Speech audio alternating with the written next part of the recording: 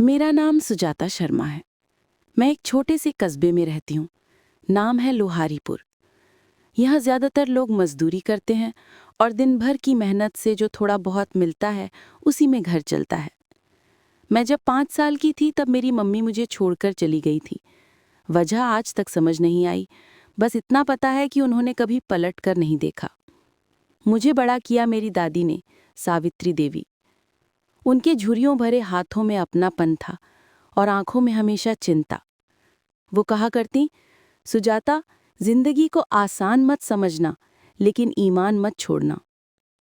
हमारा घर मिट्टी का बना था, पर उसमें एक चीज थी जो किसी हवेली में नहीं, प्यार और सुगंधित रसोई की खुशबू।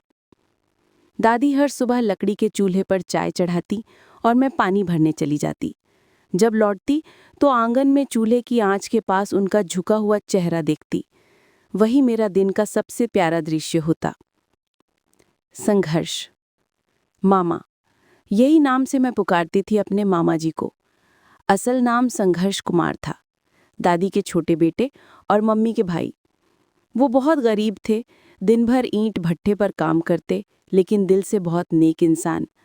अपनी कमाई का कुछ हिस्सा हमारे घर भी भेजते थे ताकि हमारा चूल्हा जलता रहे। कहते थे, सुजाता, पढ़ाई करना जरूरी है, गरीबी को तोड़ने की ताकत किताबों में है। लेकिन जब पेट में रोटी ना हो तो किताबों की बातें बोझ लगती हैं। फिर भी मैं स्कूल जाती रही, कभी फटी चप्पल में, कभी खाली पेट। एक दिन की बात है, बारिश की हल्की बूंदें गिर रही थीं। दादी रसोई में थी, उन्होंने खिचड़ी बनाई थी। मैं बैठकर कॉपी में कुछ लिख रही थी, तभी दरवाजे पर दस्तक हुई। कौन? दादी ने पूछा। मैं हूं संघर्ष, आवाज आई। भीगे हुए कपड़ों में संघर्ष मामा अंदर आए।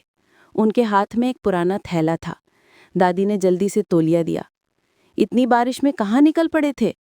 उन्होंने चिंता से पूछा। काम पर जाना था अम्मा, ठेकेदार ने कहा आज नहीं गए तो मजदूरी काट लेगा। वो थैला खोलते हुए बोले, देखो अम्मा, आज थोड़े चावल और आलू लाया हूं। और हाँ, सुजाता के लिए ये किताब भी मिली सस्ते में। मैंने किताब ली। सपनों की राह नाम था।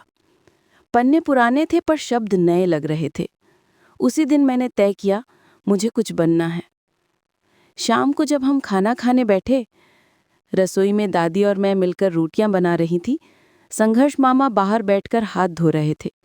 बाहर से उनके दोस्तों की हंसी की आवाज आ रही थी। भाभी जी, आज क्या पक रहा है? कोई आवाज आई। दादी मुस्कुरा दी। बस खिचड़ी और रोटियां, गरीबों का भोज। सभी हंस पड़े, लेकिन दादी के चेहरे पर एक अजीब सन्नाटा उतर आया। वो जानती थीं, गरीबी मजाक नहीं, जख्म है। रात को जब सभी सो गए, दादी मेरे पास बैठी और बोली, सुजाता, तेरी मम्मी चली गई थी क्योंकि उसे लगा ये घर उसे छोटा पड़ गया है, लेकिन तू बड़ी होकर इस घर का मान बढ़ाना, समझी?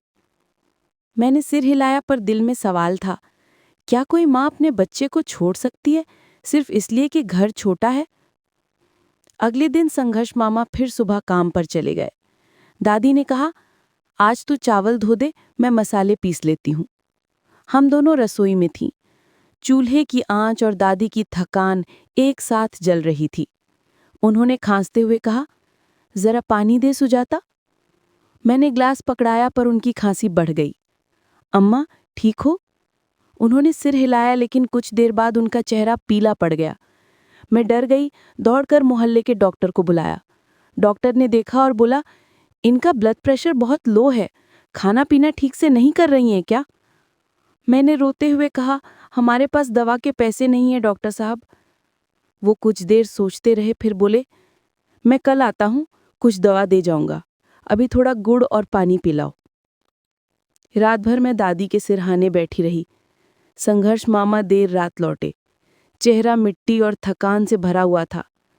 मैंने बस इतना कहा, दादी ठीक नहीं है। वो तुरंत पास आकर बोले, अरे अम्मा, कुछ बोलो।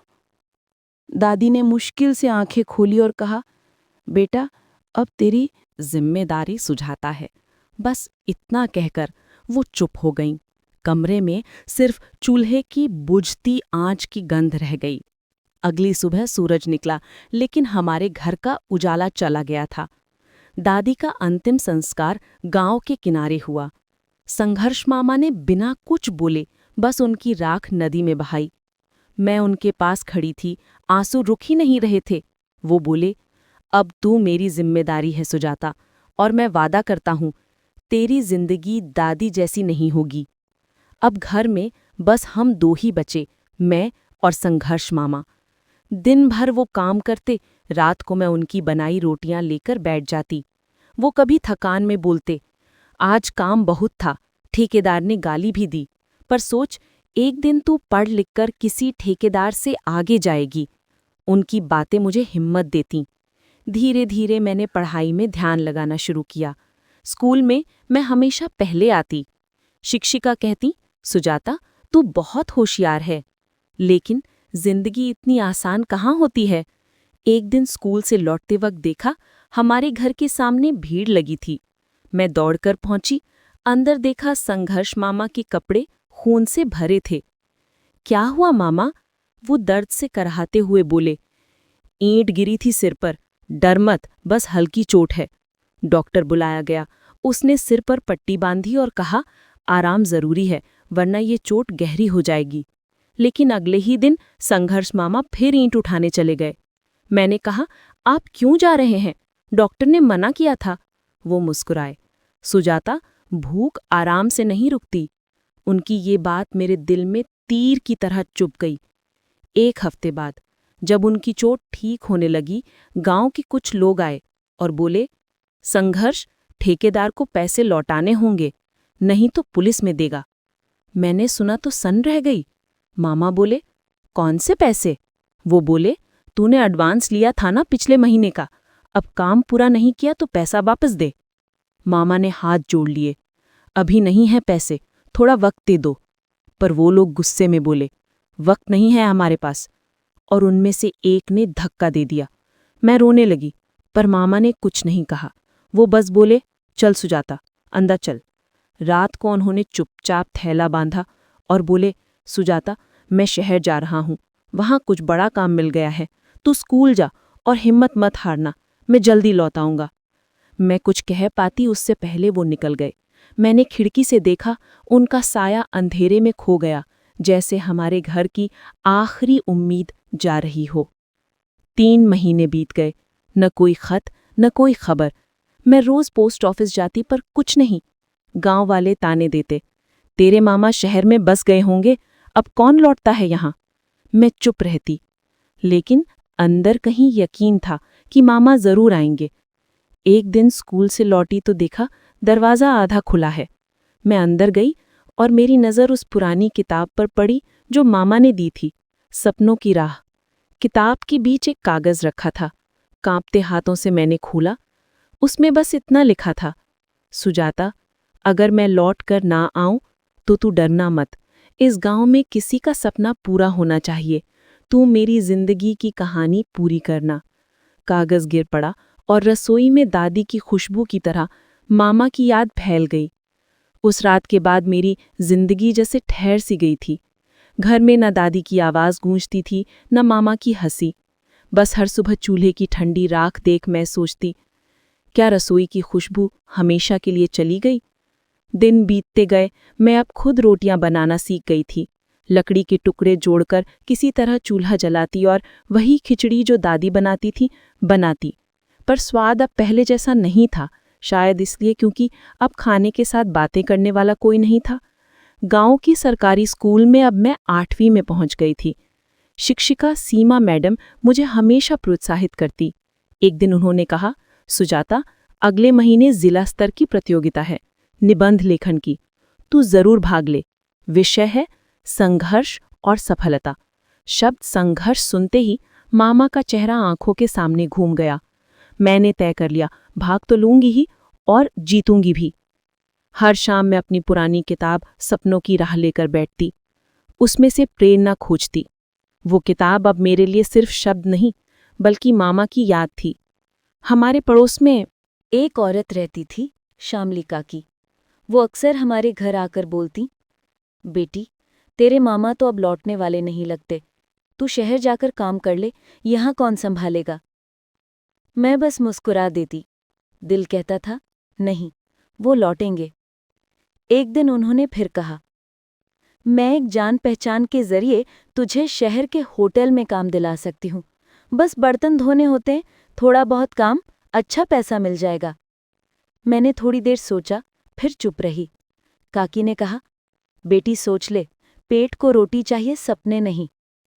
उनकी बात सच्ची थी, पर मैंने जवाब दिया, काकी, अगर मैं मामा से किया वादा तोड़ दूं, तो फिर मैं खुद को कभी माफ नहीं कर पाऊंगी। दिन इतने कठिन हो गए कि कई बार 2-2 दिन तक ठीक से खाना नहीं खा पाती थी। फिर भी स्कूल नहीं छोड़ा। एक दिन स्कूल में बेहोश हो गई। सीमा मैडम ने पानी पिलाया, पूछा, सुजाता कुछ खाया नहीं क्या? मैंने कहा, घर में कुछ नहीं था मैडम। उन्होंने चुपचाप टिफिन आगे बढ़ा दिया। खा ले बेटी, और सुन, कभी भूखी मत रहना, भगवान भूख की परीक्षा नहीं लेता। उस दिन मैं रो पड़ी। मैडम की आंखों में जो ममता थी, वही मुझे हिम्मत दे गई। करीब 2 महीने बाद एक दिन डाकिया आया। सुजाता शर्मा, उसने पुकारा। मैं दौड़ती हुई बाहर आई। जी मैं। उसने एक पीला सा लिफाफा दिया। लिफाफे पर लिखा था, संघर्ष कुमार, भेजने की जगह लखनऊ मजदूर नगर, पोस्ट ऑफिस। मेरा दिल जोर से धड़कने लगा। मैंने कांपते हाथों से खत खोला। प्रिय सुजाता, यहाँ काम तो मिल गया है, पर हाल बहुत कठिन है। ईंट भट्टे पर मजदूरी करता हूँ। तुझे याद बहुत आती है। दादी की बातें हर रोज कानों में गूंजती हैं। पैसे थोड़े भेज रहा हूँ, जरा संभाल कर रखना। जल्दी लौट आऊंगा। तेरा मामा, संघर्ष। लिफाफे में 200 रुपए थे। मेरी आंखों से आंसू गिर पड़े। इतने महीनों बाद उनकी खबर मिली थी। मैंने पैसे उठाकर दादी की तस्वीर के पास रख दिए। देखो दादी, मामा लौट आएंगे। अब मेरे पास एक नया उत्साह था। मैंने निबंध लिखा, संघर्ष ही सफलता की पहली सीढ़ी है। उसमें मामा की पूरी कहानी लिखी कि कैसे उन्होंने गरीबी में भी दूसरों की मदद की, कैसे वो अपने परिवार के लिए सब कुछ छोड़ गए। प्रतियोगिता वाले दिन मैं घबराई हुई थी। स्कूल में बहुत सारे बच्चे आए थे, कुछ अमीर परिवारों से, कुछ मेरे जैसे गरीब घरों से। पर मैंने पूरे आत्मविश्वास से निबंध पढ़ा। जब परिणाम आया तो सब हैरान रह गए। पहला स्थान, सुजाता शर्मा। सीमा मैडम की आंखें भर आईं। उन्होंने कहा, देखा, संघर्ष रंग लाता है। मैंने मुस्कुराकर कहा, हाँ मैडम, बिल्कुल मामा की तरह। 3 दिन बाद स्कूल से लौटते समय पोस्ट ऑफिस वाला भागता हुआ आया। अरे सुजाता, तुम्हारे लिए फोन आया था लखनऊ से। मैंने डरते डरते पूछा, कौन था? वो बोला, कोई आदमी था, बोला तुम्हारे मामा के साथी हैं, कहा कि मामा बीमार हैं और लखनऊ के अस्पताल में भर्ती हैं। मेरे पैरों तले जमीन खिसक गई। मैं घर भागी, कुछ पुराने कपड़े और दादी की तस्वीर लेकर बस अड्डे पहुंची। पैसे बस 200 रुपए ही थे, वही जो मामा ने भेजे थे। मैंने टिकट ली, लोहारीपुर से लखनऊ। रात भर का सफर था। सुबह जब लखनऊ पहुंची तो किसी तरह मजदूर नगर अस्पताल पहुंची। वहां एक नर्स बैठी थी। माफ कीजिए, यहाँ संघर्ष कुमार नाम के मरीज हैं? नर्स ने रजिस्टर देखा। थोड़ा इंतजार करो। कुछ मिनट बाद उसने कहा, हाँ थे, लेकिन कल रात उन्हें किसी और अस्पताल में रेफर कर दिया गया है। कहाँ? मैंने घबराकर पूछा। मुझे पता नहीं, शायद सिविल हॉस्पिटल। मैं वहां दौड़ी। सिविल हॉस्पिटल का माहौल अलग था, भीड़, शोर, दर्द। एक वार्ड में जाकर पूछा, यहाँ संघर्ष कुमार हैं क्या? एक बूढ़े मरीज ने कहा, संघर्ष? हाँ, वो मजदूर जो अपने हाथ में चोट लेकर आया था, उसको तो रात में कोई लेकर गया। कौन? मैंने पूछा। पता नहीं बेटी, शायद उसके ठेकेदार। मेरे गले में शब्द अटक गए। कहीं वो लोग जिन्होंने पैसे मांगे थे वही न ले गए हों। थकी हुई मैं अस्पताल के बाहर बैठ गई। उसी वक्त एक मजदूर मेरे पास आया। तुम सुजाता हो? मैंने कहा, हाँ, लेकिन आप मुझे कैसे जानते हैं? वो बोला, संघर्ष भैया हमें हमेशा तुम्हारे बारे में बताते थे। उन्होंने कहा था कि अगर कभी कुछ हो जाए तो ये पोटली तुझे दे देना। उसने एक पुराना कपड़े का बंडल मेरे हाथ में थमा दिया और चला गया। मैंने पोटली खोली। अंदर वही किताब थी, सपनों की राह। इस बार मामा की लिखावट के साथ। पन्नों के बीच एक छोटा सा नोट था। अगर मैं लौट ना सका तो डरना मत। याद रखना, सच्चा संघर्ष कभी हारता नहीं। मैं जहां भी रहूं, तेरी रसोई की खुशबू मेरे साथ होगी। मैं फूट फूट कर रो पड़ी। आसमान काला था, हवा भारी थी। मैंने आसमान की ओर देखा और कहा, मामा, आप जहां भी हैं, मैं आपकी बात निभाऊंगी। लोहारीपुर लौटने में 3 दिन लग गए। गांव वाले अब भी वही बातें कर रहे थे। सुजाता, तेरे मामा मर गए होंगे। लेकिन मैं किसी से कुछ नहीं बोली। मैंने बस चूल्हा जलाया, रोटियां बनाईं और दादी की तस्वीर के आगे एक थाली रख दी। धीरे धीरे मैंने तय किया, अब मुझे गांव छोड़कर आगे बढ़ना है। मैं पढ़ाई पूरी करूंगी और मामा का सपना पूरा करूंगी। अगले साल 10वीं की परीक्षा आई। मैंने जी जान से पढ़ाई की। कई रातें भूखे पेट किताबों के साथ गुजारी, लेकिन दिल में एक ही बात थी, मामा देख रहे हैं। जब परिणाम आया तो स्कूल के दरवाजे पर सीमा मैडम दौड़ती आईं। सुजाता, तू पास हो गई, वो भी फर्स्ट डिवीजन में। मैंने आंखें बंद कर ली। रसोई की खुशबू फिर से लौट आई थी। मुझे लगा दादी और मामा दोनों मेरे साथ हैं। शाम को मैंने वही चूल्हा जलाया, खिचड़ी बनाई और दादी की पुरानी थाली में परोसी। रसोई में लकड़ी की महक थी, आंच की लाली थी और मेरे चेहरे पर मुस्कान। मैंने दीवार पर लगी दोनों तस्वीरों, दादी और मामा के आगे हाथ जोड़कर कहा, अब मेरी जिंदगी तुम्हारे सपनों का आगे का हिस्सा होगी। बाहर आसमान में हल्की बारिश शुरू हो गई थी, वैसी ही जैसी उस दिन थी जब मामा आए थे। रसोई की खुशबू फिर से पूरे घर में फैल गई थी, पर इस बार वो आंसू नहीं, हिम्मत की खुशबू थी। समय किसी के लिए नहीं रुकता। दादी की मृत्यु और मामा के गायब होने के बाद मेरी जिंदगी एक लंबा सफर बन गई थी, गरीबी की, परिश्रम की और उम्मीद की। अब मैं 17 साल की हो चुकी थी। स्कूल से कॉलेज का सफर आसान नहीं था, पर सीमा मैडम ने मेरा दाखिला पास के शहर के कॉलेज में करवा दिया था। उन्होंने कहा था, सुजाता, तेरे अंदर आग है, तू अपने मामा का सपना पूरा करेगी। कॉलेज में दाखिला तो मिल गया, पर खर्चे कैसे पूरे होते। मैंने शहर के एक छोटे से ढाबे में काम शुरू किया।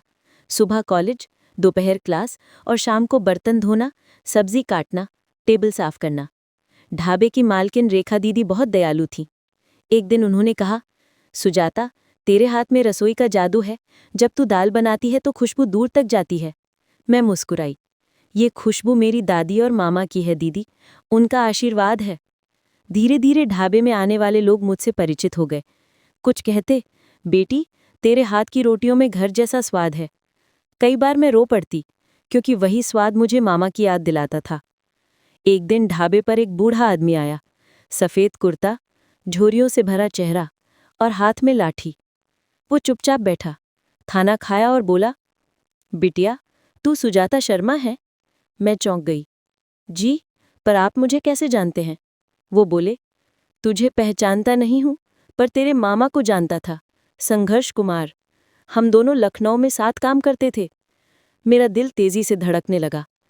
मामा, वो कहाँ हैं? जिंदा हैं क्या? वो आदमी बोला, बेटी, मुझे अफसोस है, लेकिन तेरे मामा का कोई ठिकाना नहीं मिला। उस रात जब ठेकेदार ने उन्हें लेकर गया था, उसके बाद वो कभी लौटे नहीं। बस इतना याद है कि उन्होंने तेरे नाम की एक डायरी हमें दी थी। वो डायरी मेरे हाथों में थमा दी गई। उस पर लिखा था, मेरी सुजाता के लिए। मैंने कांपते हाथों से पहला पन्ना खोला। सुजाता, अगर कभी ये डायरी तुझे मिले तो जानना कि मैंने जिंदगी में जो सीखा वो बस एक बात थी, ईमानदारी और मेहनत ही असली जीत है।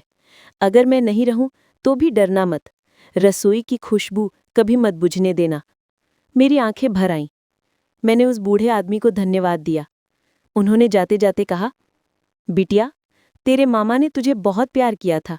उनका सपना था तो एक दिन सबके दिल की रसोई में बसेगी। वक्त बीता और मैंने होटल मैनेजमेंट का कोर्स किया। ढाबे की रसोई से लेकर कॉलेज की कैंटीन तक हर जगह मैंने मेहनत की। रेखा दीदी हमेशा कहती, सुजाता, तेरे हाथों में किस्मत है, देखना, एक दिन अपना होटल खुलेगा। और सच में 2 साल बाद शहर में एक फूड फेस्टिवल हुआ। मैंने उसमें भाग लिया। घर की खुशबू नाम से एक स्टॉल लगाया। लोग आते और कहते, तुम्हारे खाने में पुरानी मिट्टी की महक है, माँ के हाथों की याद आती है। फेस्टिवल के आखिरी दिन एक बड़ी होटल चेन के मालिक अर्जुन मेहरा आए। उन्होंने खाना चखा और बोले, कौन बनाता है ये? मैंने कहा। उन्होंने मुस्कुराकर कहा, हमारे होटल में होम टेस्टिंग किचन का नया प्रोजेक्ट शुरू हो रहा है। क्या तुम हेड शेफ बनना चाहोगी? मेरे पैरों तले जमीन जैसे खिसक गई। मैंने सोचा, क्या यही वो दिन है जिसके लिए मामा ने सपने देखे थे? अगले महीने मैं शहर के बड़े होटल में हेड शेफ बन गई। नाम था सुगंधा रेस्टोरेंट। हर सुबह जब रसोई में कदम रखती तो सबसे पहले दादी और मामा को याद करती। दीवार पर उनकी छोटी सी तस्वीर थी और नीचे लिखा था, हर रसोई में एक सपना पकता है। होटल में आने वाले लोग कहती, ये लड़की तो जादू करती है, खाना नहीं बनाती, भावनाएं पकाती है। लेकिन सफलता के साथ एक खालीपन भी था। वो सवाल जो अब तक अधूरा था, मामा कहाँ गए? एक दिन रात के वक्त होटल में सफाई हो रही थी। मैं स्टोर रूम में पुराने सामान देख रही थी कि एक फटा पुराना थैला मिला। अंदर वही ईंट भट्टे के मजदूरों की पुरानी पहचान पत्र जैसी चीजें थी। एक पहचान पत्र पर लिखा था, संघर्ष कुमार, लखनऊ मजदूर संघ। नीचे हस्ताक्षर थे, प्रभारी अर्जुन मेहरा। मैं दंग रह गई। अर्जुन मेहरा वही व्यक्ति थे जिनके होटल में मैं अब काम करती थी। अगले दिन मैंने हिम्मत जुटाकर उनसे पूछा, सर क्या आप लखनऊ मजदूर संघ में कभी प्रभारी थे? वो थोड़ा चौंके। हाँ, करीब 10 साल पहले। क्यों पूछ रही हो? मैंने कांपते स्वर में कहा, वहाँ संघर्ष कुमार नाम के एक मजदूर काम करते थे। वो मेरे मामा थे। उनकी आंखें धीरे धीरे नम हो गईं। सुजाता, संघर्ष कुमार, हाँ मुझे याद है, वो बहुत ईमानदार आदमी थे। एक हादसे में कई मजदूर घायल हुए थे, उनमें वो भी थे। उन्हें अस्पताल ले गए थे, पर उनका शरीर नहीं मिला। मुझे अफसोस है, मैं उन्हें कभी ढूंढ नहीं पाया। मेरे आंसू बह निकले। सर, उन्होंने अपने मरने से पहले मेरे लिए सपनों की राह छोड़ी थी। वो किताब, वो डायरी, सब उनके सपनों की तरह ही अधूरी रह गईं। अर्जुन सर बोले, नहीं सुजाता, अब वो अधूरी नहीं रही। तू वही सपना पूरा कर रही है जिसके लिए वो जिए। उन्होंने कहा, हम इस होटल में एक नया सेक्शन खोलेंगे, संघर्ष किचन, जहां गरीब बच्चों को खाना और खाना बनाने की ट्रेनिंग दी जाएगी। उसका नाम तेरे मामा के नाम पर होगा। मैं निशब्द रह गई। वो पल जैसे मेरे जीवन का सबसे बड़ा पुरस्कार था। कुछ महीनों बाद मैंने लोहारीपुर गांव का रुख किया। वही मिट्टी, वही टूटा हुआ घर। लेकिन इस बार मैं सफल सुजाता थी। मैंने घर की दीवारें पुतवाईं, चूल्हा ठीक करवाया और पहली बार गैस स्टोव लगवाया। रसोई में वही खिचड़ी बनाई, वही स्वाद, वही खुशबू। मैंने दादी और मामा की तस्वीर के आगे दीप जलाया। दादी, मामा, आपकी रसोई की खुशबू अब पूरे शहर में फैल गई है। बाहर बच्चे खेल रहे थे और हवा में मिट्टी की वही पुरानी महक थी। रात को मैं आंगन में बैठी थी। आकाश में चांद था और हवा में किसी की परछाई सी महसूस हुई।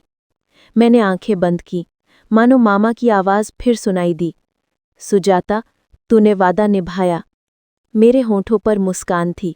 मैंने धीरे से कहा, हाँ मामा, रसोई की खुशबू अब बुझने नहीं दूंगी। आंगन में दीपक टिमटिमा रहा था। वो दीपक सिर्फ तेल से नहीं, बल्कि एक अनकहे रिश्ते की गर्मी से जल रहा था। दादी, मामा और सुजाता के सपनों की लौ से।